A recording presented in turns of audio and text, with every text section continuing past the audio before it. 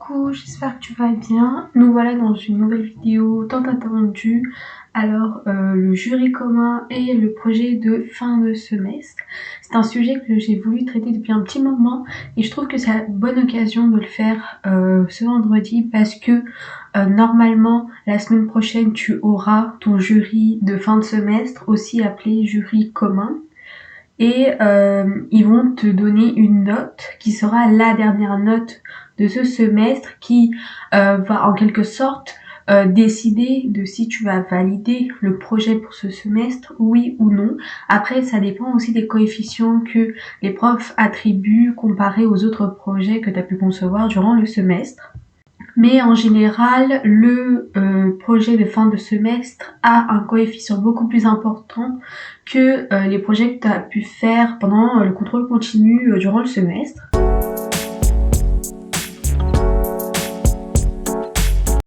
Je pense que depuis le début du mois de janvier, tu dois être en charrette. Comment dire, à la bourre, fatiguée, épuisée, trop de choses à faire, vraiment surchargée, je pense que c'est le terme à employer. Dit comme ça a l'air horrible parce qu'on est qu'au début de l'année 2024, on s'est fait plein de résolutions et là tout d'un coup on se retrouve avec un mois très chargé. Eh bien en fait c'est la vie des étudiants en architecture. En fait c'est que à la fin de chaque semestre, en école d'architecture, on a un projet de fin de semestre qui permet de clore le semestre avec un projet de grande envergure, entre guillemets, que ce soit la durée sur laquelle tu vas y travailler ou même le programme du sujet.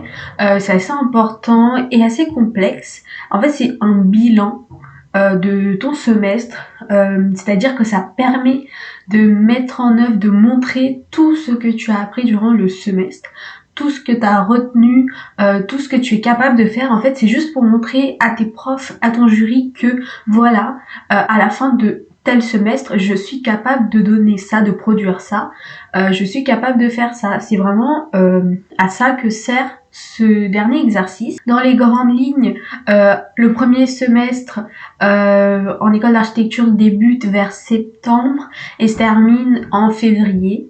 Mais les CM et les TD s'arrêtent avant les vacances de Noël, ce qui fait que dès qu'on revient des vacances de Noël, on a un mois pour bosser à fond que sur le projet. On n'a pas d'autres cours. Après, parfois, il est possible qu'on ait des cours de numérique pour nous aider à modéliser si on a des questions et tout ça. Mais en général, on se concentre que sur le projet. Ensuite, pour le semestre 2, ça débute vers février, mi-février, après les vacances de février, et ça va jusqu'à fin juin. Oui, c'est un des cas rares où dans les études supérieures, on ne termine pas en mai, mais bien fin juin, par exemple 30-31, ce qui fait que on est en vacances à partir du 1er juillet, si on n'y va pas au rattrapage d'ailleurs. Et les CM et TD s'arrêtent un mois avant la fin, ce qui fait que tout le mois de juin, on aura encore le projet de fin de semestre. Et c'est prévu de telle sorte, c'est pas fait pour vous martyriser, pour dire dès le début de l'année ils nous surchargent de travail. Non, en fait c'est juste que c'est la fin du semestre, forcément. On est surchargé avec les partiels, on a les vacances, puis on est ensuite surchargé par le projet parce qu'il faut bien clore le semestre. Et que, en fait, tout simplement, les étudiants ne peuvent pas enchaîner les partiels puis le projet. Donc, il nous faut un temps de repos. Et c'est pourquoi on a les vacances en plein milieu, entre les deux. Depuis un petit moment, je suis en train d'employer le terme jury commun. Jury, tout simplement, en fait, qu'est-ce que c'est? C'est que on va préparer un projet durant ce mois et on va le présenter non pas à nos profs respectifs de projet, c'est pas les profs qui nous ont encadrés durant tout le semestre, mais ce seront des personnes qu'on n'a jamais vues, qu'on ne connaît pas forcément, qui ne sont pas nos profs et qui vont venir corriger notre projet, qui vont écouter notre projet, qui vont commenter, qui vont donner leur avis, qui vont donner des conseils. Et ces personnes-là, qui vont nous noter au final, parce que c'est eux qui vont noter d'ailleurs, En fait, eux, ils peuvent être architectes, ils peuvent être professeurs, urbanistes, ingénieurs, même des journalistes, c'est possible. Et en fait, eux ne connaissent pas ton projet. Ils ne viennent pas là en ayant appris tous les projets de tous les étudiants qu'ils vont rencontrer. Non, le but, en fait, c'est ça. C'est que tu dois présenter ton projet à ce jury que tu ne connais pas et ce jury ne te connaît pas, ni toi, ni ton projet. Donc, il faut que en 3 minutes chrono, tu expliques ton projet de sorte à ce que ces personnes-là en face de toi puissent comprendre comment fonctionne ton projet, quel est le but de ton projet. Et c'est ça qu'on appelle un jury. Et un jury commun, en fait, ça se déroule plutôt en première année à l'ENSA Paris-Val-de-Seine. Je sais pas pour les autres écoles si c'est pareil, mais en gros, en première année, à la fin du premier semestre, les professeurs nous donnent un sujet et en fait, toutes les classes de projet ont ce même sujet, c'est-à-dire que toute la promo va travailler sur un seul et même projet et les profs vont les encadrer à leur manière. Forcément, ils n'ont pas tous les mêmes points de vue, références et tout ça, ni mouvement et courant. Donc voilà, chacun va encadrer son petit groupe et tout. Et le jury à la fin du semestre, ce sera pas des personnes d'extérieur, mais des profs de projet. Par exemple, je suis dans la classe 1, je fais mon projet et tout ça, je vais passer par exemple avec des profs qui sont des profs du classe 5 par exemple. Donc en fait c'est juste qu'on va faire une rotation. Les profs qui ont encadré leur classe vont être le jury d'une autre classe qu'ils ne connaissent pas. En fait, ils connaissent le programme, mais ils ne connaissent pas la démarche qu'a pris cette classe-là, cet étudiant-là. Et en fait, pourquoi ils ont décidé de faire un jury commun comme ça? En fait, c'est juste tout simplement, d'une part, de rassurer l'étudiant. Je vais passer avec un prof. Même si je connais pas ce prof, ça reste un prof qui est là pour nous aider. Forcément, ce sera des critiques plutôt constructives, pédagogiques. Donc là, déjà, ça nous rassure. Ce sont des profs qui connaissent forcément le sujet parce qu'ils l'ont eux aussi traité avec leurs étudiants.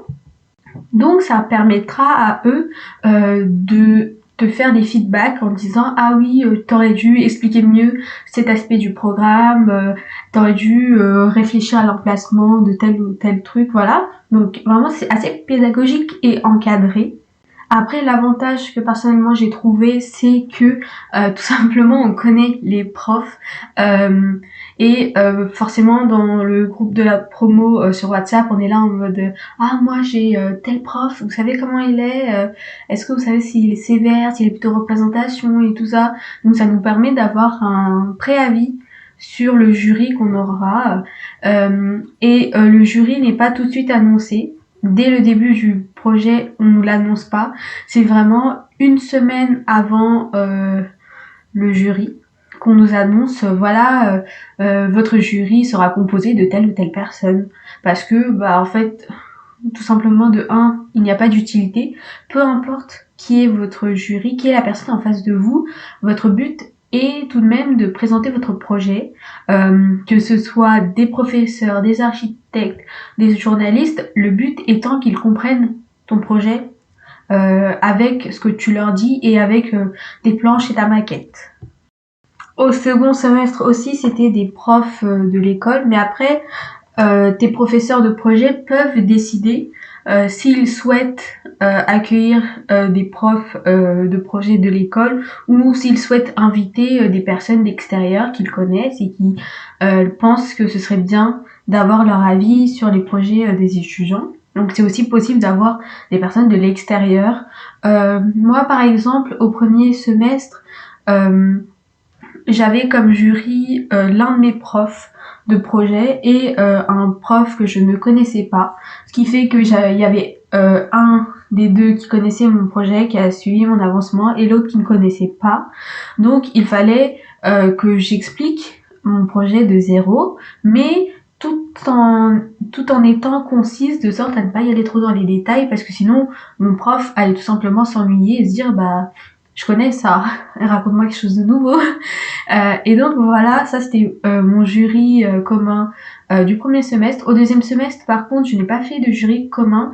Ça, c'était un choix de mon prof. En général, en première année, tout le monde fait le jury commun pendant les 2 semestres, sauf que mon prof ne voulait pas parce que c'était pas un sujet qu'on avait traité. Nous, on avait fait les logements, alors que le jury commun était sur les équipements publics, donc il savait qu'on était désavantagés comparé aux autres étudiants. Donc il a dit non, moi je fais pas ce sujet, je vais donner un sujet moi-même. Du coup, on a travaillé sur le sujet de mon prof et forcément le jury, on ne pouvait pas accueillir des profs de projet de S2 parce que ils ne connaissaient pas le programme, donc ça ne sert à rien, autant appeler quelqu'un de l'extérieur. Et donc j'ai eu comme jury une personne que je connaissais pas. C'était de ce que je me rappelle une ancienne professeure de projet de l'école mais qui est partie et qui est architecte avec une agence à l'extérieur. Et j'avais ma prof de projet du S1. Vraiment, j'étais assez contente parce que ce qui faisait que ma prof de projet de S1 a pu voir mon évolution entre la fin du S1, le jury commun, et le jury que je passais en S2. Donc elle a pu voir mon évolution et j'étais assez fière et je voulais absolument lui montrer voilà comment j'ai évolué, voilà comment je me suis améliorée. Voilà, j'ai travaillé quoi, c'est vraiment le but. Et ça m'a motivée durant tout le mois à bosser dur, à faire des planches presque parfaites, histoire qu'en fait il n'y ait plus d'erreurs de représentation. Parce que c'est assez intimidant parce qu'on ne connaît pas encore l'identité des personnes, on sait juste que ce sont des architectes qui travaillent dans des agences, qui ne sont pas professeurs, donc comment ça va se passer, est-ce qu'ils vont être trop sévères, trop stricts, voilà, bref, il y a plein de choses. Mais bon, même si tu penses trop à ça, moi je dis, faut pas t'inquiéter. Peu importe le jury, en fait, c'est ça le but de l'exercice. Peu importe qui tu as en face de toi, que tu connais cette personne, que tu ne la connais pas, il faut que tu réussisses en 3 minutes à présenter ton projet de sorte à ce qu'ils comprennent ta réflexion, l'évolution du projet, pourquoi ce projet sera adapté à ce programme, à ce site, à cette contrainte. Et au final, juste pourquoi tu as eu cette réflexion aussi, c'est très intéressant. Et en fait, si tu arrives à expliquer tout ça à ton jury, bah c'est bon. Peu importe que ce soit quelqu'un que tu connais, peut-être que c'est un prof ou non, bah dans tous les cas, tant qu'ils comprennent, c'est l'essentiel, c'est le but du projet, de l'exercice. Et en fait, ça va te permettre de te préparer pour tout simplement en master où en fait là tu vas valider ton diplôme. Forcément tu ne vas pas passer avec un jury composé de profs de l'école, c'est souvent des personnes venues de l'extérieur, donc il faut que tu te prépares et ça tu vas pas te préparer à la dernière minute en master. Donc dès la première année on va commencer petit à petit à t'entraîner à passer devant des personnes pour améliorer ton oral, pour que tu sois plus à l'aise à l'oral et qu'en fait il faut que tu comprennes que un projet c'est pas forcément la conception, la construction, il y a aussi une part de présentation, d'oral et d'écrit parce que un projet ça se dessine mais c'est pas un projet en 2D. Il y a plein de facteurs qui arrivent dès que tu passes en 3D et notamment les acteurs qui vont influencer ton projet, que ce soit la ville pour qu'ils te donnent le droit de construire, que ce soit les entreprises du BTP ou les normes et tout ça, les agences et tout ça, enfin il y a plein de domaines. Et donc il faut que tu arrives à leur expliquer ton projet et il faut que en fait tu arrives à imposer ton projet, à leur expliquer pourquoi tu veux que telle chose soit de telle manière, parce que sinon tout simplement tu vas te faire marcher dessus et ton projet il va ressembler à rien à la fin. Et même quand tu prends contact avec ton client et que il te demande de présenter ton projet, tu vas pas leur balancer des plans et des coupes. Je t'assure que 70% des personnes ne vont pas chercher à comprendre, ne vont pas regarder le plan parce que tout simplement c'est pas forcément compréhensible pour eux et ils vont pas se casser la tête à essayer de comprendre ton plan. Ils veulent juste que tu leur expliques. Le temps qu'ils comprennent tes planches, tu peux gagner 10 fois plus de temps en leur expliquant tout simplement oui, ça fait telle surface, c'est fait sur tel niveau, on a mis les chambres de cette direction-là, et voilà, nord, sud, est, ouest, ensoleillement, pluie, tempête, jardin, bref. Voilà, tu leur expliques et ça fait très bien l'affaire, et il faut que tu vendes ton projet. C'est un terme que les profs apprécient beaucoup, le fait de vendre son projet, parce que tout simplement, même si tu fais un projet incroyable, imaginons que tu fais un projet du niveau de Le Corbusier, bah en fait si tu n'arrives pas à bien le présenter, à bien l'exprimer au client, bah en fait tu pourras jamais le construire, puisque il faut que les clients comprennent, ou que les promoteurs comprennent, pour qu'ils puissent investir dans ton projet. Tu peux pas toi-même te décider à construire le projet, enfin c'est possible, mais bon, le but n'étant pas là, il faut que tu vendes ton projet pour que les personnes ont confiance en ton projet en disant ah oui, ça a l'air de marcher de ce qu'ils m'ont expliqué, donc on va tester.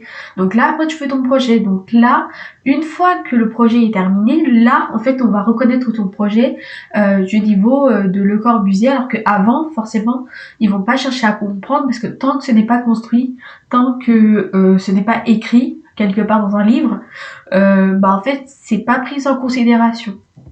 N'hésite pas à regarder la vidéo que j'ai postée récemment qui parle d'une guide ultime de comment parler à l'oral lors de la présentation de ton projet. Je mettrai les références des vidéos dans la description, donc n'hésite pas à regarder. Ok, maintenant on a parlé de la durée, de en quoi consiste ce projet, de comment on va se dérouler avec le jury. Le sujet du projet, ben en fait ça peut varier. Ça peut être soit du logement collectif, individuel, équipement, mélange de logement et d'équipement public. Voilà, ça peut être de tout, ça dépend de la thématique abordée durant le semestre avec tes profs, et ça dépend du sujet qui a été choisi. Mais je pense que le plus important, c'est comment s'y préparer. Ok, on connaît les modalités du jury, mais concrètement, comment je suis censée me préparer? C'est la question, je pense, que tu te poses actuellement. Bah tout simplement, il faut que tu prennes en note toutes les remarques que tes profs disent sur ton projet. Je pense que tu as eu l'occasion de faire des corrections et des rendus durant le semestre. Si tu l'as pas fait, c'est pas normal. Vérifie ça avec ton prof.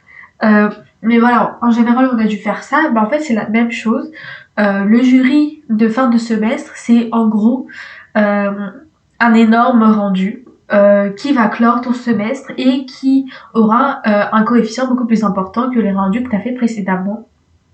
Et ce qui fait qu'en fait, il faut que tu te dises, ok, le jury commun, c'est pas le bac. Faut pas que je panique, faut pas que je stresse. T'as rendu, voilà, c'est une épreuve de fin de semestre qui va notamment décider de si je vais valider mon projet de ce semestre. Donc, pas de quoi s'inquiéter. Mais vraiment, ce que tu dois te dire, c'est un rendu. Ne te dis pas que c'est une correction et que voilà, si tu veux le strict minimum, ça fera l'affaire. Absolument pas.